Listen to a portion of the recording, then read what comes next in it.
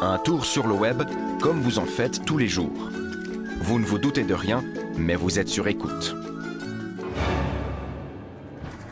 Quelque part, un pirate vous épie. Il sait sur quel site vous surfez. Il voit tout. Il connaît tout de votre comportement sur le net. Et au moment où vous vous connectez sur votre banque, il frappe et vous dévalise. Plusieurs millions de francs ont été dérobés de cette façon depuis le début de l'année en Suisse. Voici l'une des victimes, Christoph Rutsch.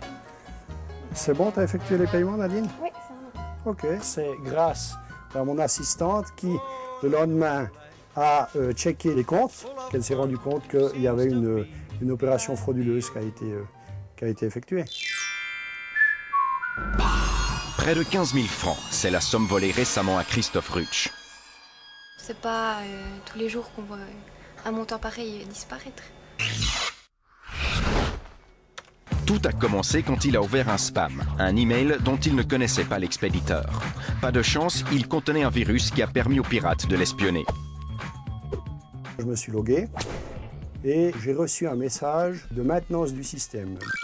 À ce moment-là, je me rendais compte de rien et je me suis délogué.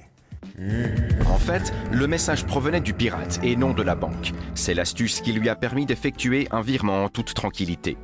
On ne se doute de rien, c'est tellement insidieux qu'on ne peut pas avoir le soupçon d'un quart de milliseconde qu'on est piégé. Voici l'ordinateur infecté.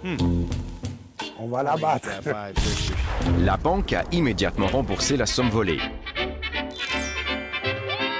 Un paiement de courtoisie. La banque n'a pas l'obligation de le faire car l'infection de la machine est de la responsabilité du client. Une centaine de fraudes de ce genre ont eu lieu cette année. Toutes les banques sont touchées. Mais impossible d'en savoir plus, elles ont refusé de s'exprimer devant nos caméras. Pour ce spécialiste de la sécurité informatique, les banques ne font pas assez pour la protection de leurs clients. Salam alaikum. Alaikum salam. Victor Emmanuel de Sa a gagné de nombreux concours de piratage à travers le monde. Il développe des systèmes de sécurité informatique de pointe. Parmi ses clients, des gouvernements et des banques. Pour lui, pirater une session d'e-banking est un jeu d'enfant.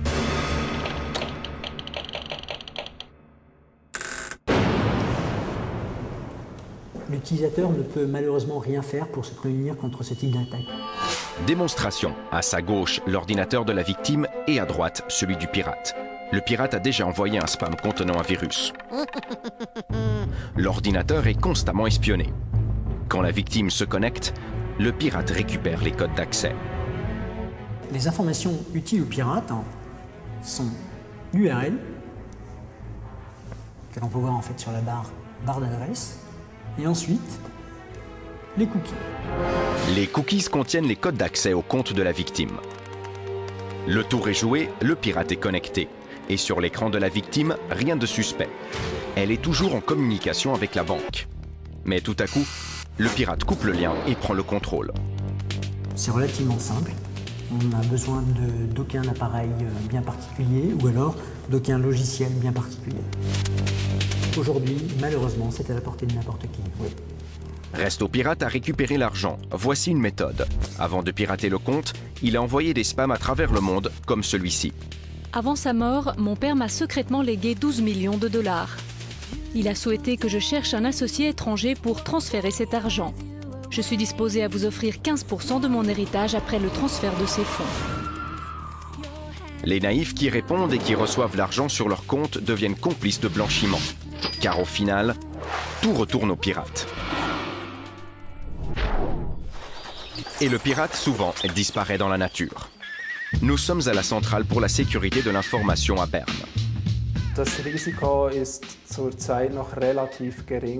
Le risque que le pirate se fasse arrêter est pour l'instant relativement faible.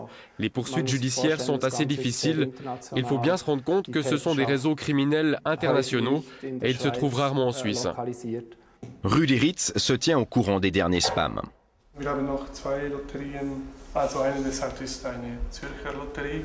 Ja, das andere sagt, das ist der Swiss Lotto in England. Pas de panacée contre l'arnaque en ligne, seules des recommandations pour limiter le risque de se faire dévaliser. ne pas répondre aux emails des inconnus et mettre à jour les antivirus. Retour chez Christophe Rutsch, la victime de la fraude. Vous avez toujours confiance en l'e-banking? On a confiance en l'e-banking. On travaille avec, mais on doit se prémunir davantage en faisant attention avec les emails et l'environnement de l'e-banking. Dans cette affaire, le pirate court toujours. L'enquête se poursuit. Une criminalité en constante augmentation, les cas de fraude doublent chaque année.